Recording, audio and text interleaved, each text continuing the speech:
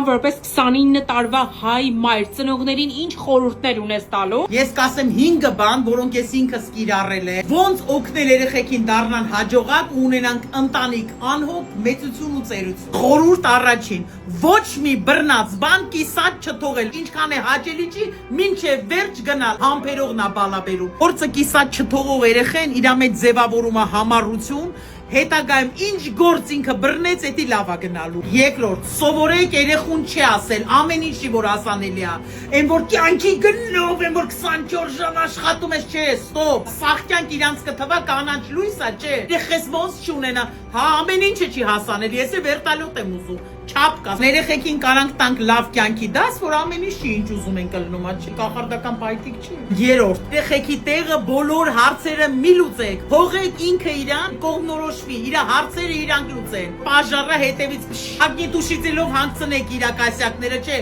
որոշեք ինչ արել է, բամբասելա թո պատասխան տա իր ասացի։ Վերջապես մենք ցմահ չենք։ Կարան իրանց հարցերը լուծեն։ Թողեք որ իրանք էլ իրանց մարդը զգան, որ սաղ չիմանան պապաս, մամաս, պապաս, էդի նորմալ չի։ Ծնողներ ջան, ամեն ձեր տան հոգսը շեյր արեք երեխեքի հետ։ Ընտանիք նշանակում է թիմ, իրար սիրող մարդկանց։ Տան հենասյուն է երեխեն։ 5-րդը, սովորացրեք ձեր երեխեքին ամեն ինչից շնորհակալ լինել։ Ուրախանան, համով ճաշ է սեփել, շնորհակալ լինենք